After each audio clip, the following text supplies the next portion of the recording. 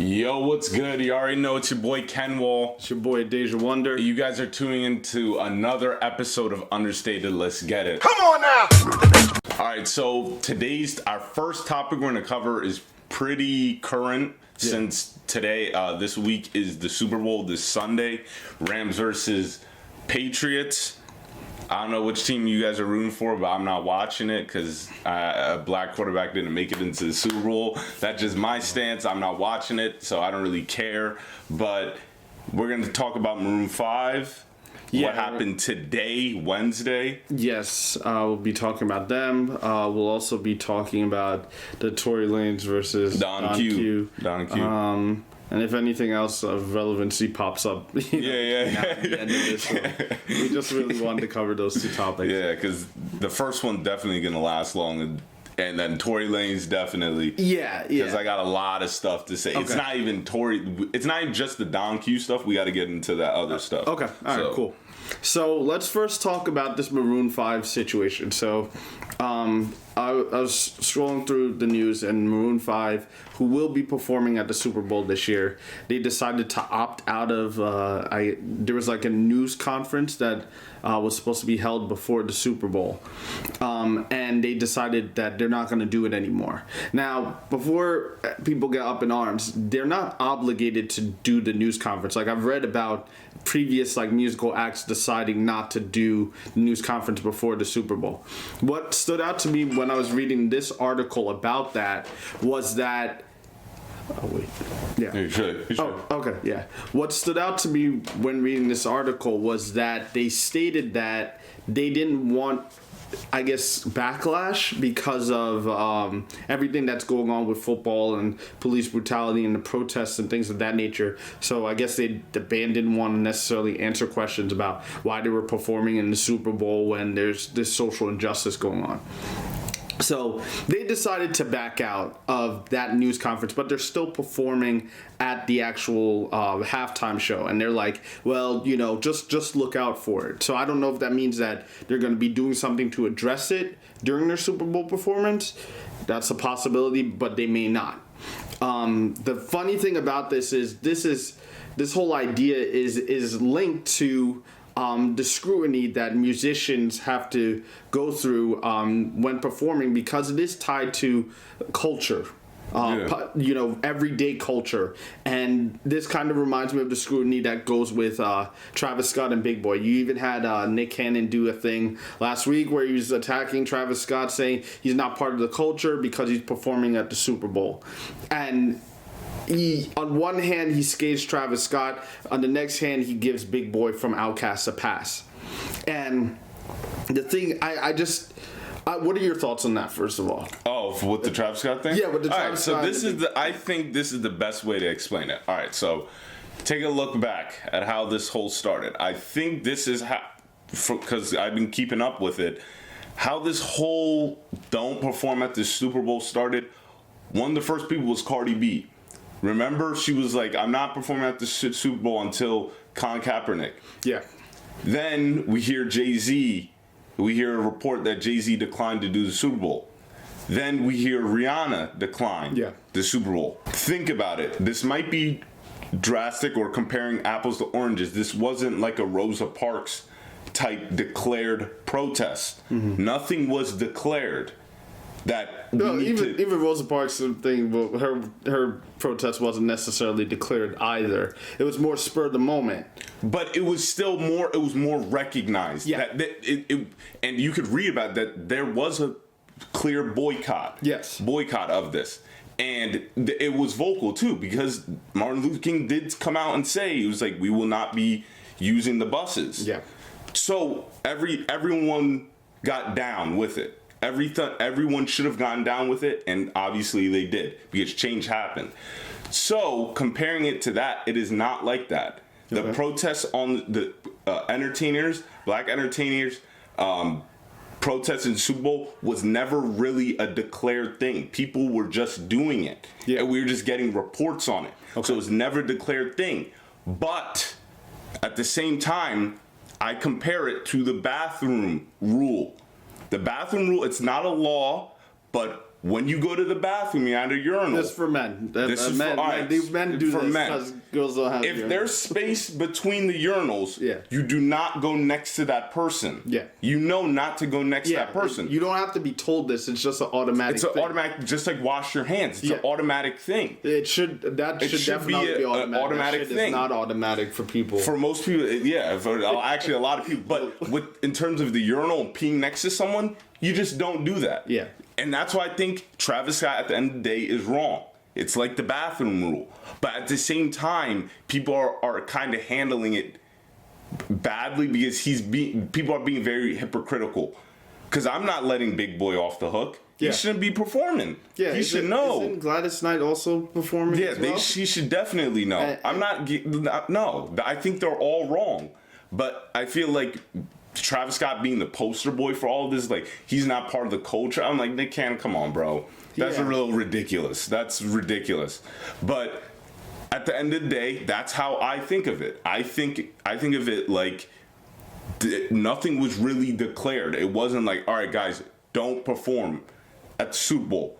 But at the end of the day, it's like the bathroom rule. Mm-hmm. You should have followed. What other people were doing. Yeah. Because at the end of the day, it's not always about just getting the bag. Yeah, and I You got to stand for something. I want to interject here because that is one of the arguments that I've seen is that it's like, yo, Travis Scott, get your bag. And there's so much of this get your bag mentality when it comes to music.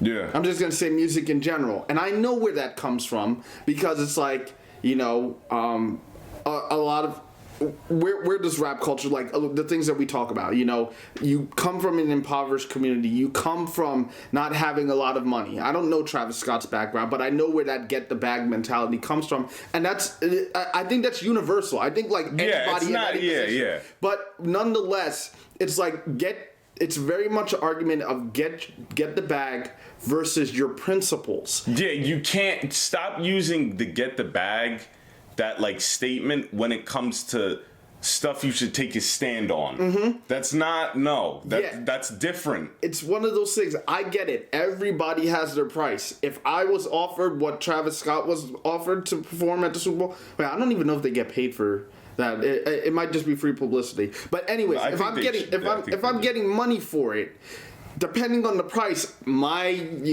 might fine tune what I'm saying. But as right now, and me personally speaking, and just thinking ahead, if I was in that position, I wouldn't do it. Yeah. Why? Because I'm like, what I'm doing by protesting this or not even performing stands to be more valuable to my community. I'm putting a statement saying, look, what's going on is wrong. The protests were about police brutality, which has not been properly addressed in this country, and that needs to change. That's what the whole conversation was about. And I think that ultimately what needs to happen is people, as I always say, need to be honest with themselves. Say you chose the money over your principles. Yeah. Or that you never had a principle about this. They gotta be true. Like, you took the money and ran. Took the money. Don't let other people sugarcoat it for you. It's like Travis Scott was giving his profits or something about that is going to social justice reform. I'm like, that's cool and all, but like, it clearly like, looks, and time-wise, it looks like it just like that's like the scapegoat. It's like that's cool. It's like, let me appease these fools by saying, I'm going to give a little bit of my money away to a certain cause. We've seen this trick play out so many times before. So I'm not even going to look at it as a money thing, because if we've seen this play out so much, it's like you have an opportunity as a collective, especially when your more successful peers have decided to say, you know what? The money isn't as important as standing with my people. And you decided, no, the money is more important than standing with my people. You took the opposite approach. So with that said, it's like you can be bought and paid for, and you will stand, and this isn't just going to be the first time. We can't trust you to stand and fight for us, because we know that if we push a check in front of you, you'll gobble it up and then walk away and say, hey, it's my choice. It is, but you have to face that scrutiny, and I don't let Maroon 5 off the hook either. It's like, you want to perform, but you don't want to answer questions beforehand. Questions before. Everybody gets a fair blanket of blame when it comes to this. Stop picking and choosing who. Big Boy should know. Gladys Knight should definitely know. They all know. They all know. Stop acting stupid. Yeah, I'd much rather... And I'm not even going to say I'd much rather, because somebody's just going to be like, that's my opinion. Let's state it as facts. You chose money over protesting what's going on. And with that said, I have to add this point. It is unfair for us to just scrutinize the musicians when the players themselves did not have, the majority of them did not have Kaepernick's back, and they don't care to protest to this day. It's unfair to say the musicians shouldn't get their money when the players are actively playing and getting their money and have no interest in fighting this social injustice or bringing more awareness to it. They feel like, hey, this moment has passed and we're just going to keep on playing. So everybody is tied into this. And I just want to bring this last point into this because people will be like, why are you guys talking about this? This is like a music show. The music is linked to all of this. Yeah. Music is, especially hip hop and rap, is linked to how we do commentary on what's going on in the culture, in what's going around the world. And music and Black people specifically who are involved in hip hop and R&B and who are the target of injustice and generally speaking targeted and never received the proper end when it comes to police brutality.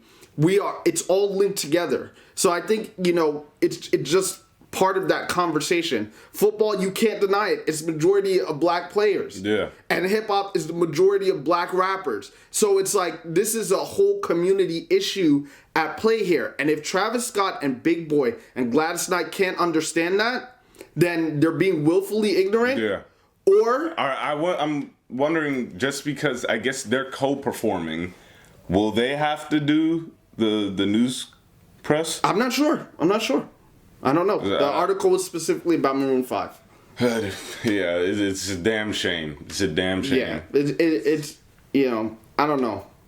Everybody's got their price, but I would think that, in this moment, especially when you're performing in Atlanta, which because how everyone was like, yo, Atlanta, man, this is gonna be crazy. Like, we should have Outkast, Jeezy performing, like all this stuff, and it's like, yo, money over principles. Money over principles. It is what it is. JID, I give him more respect. Okay. Because I feel like he gets down like that.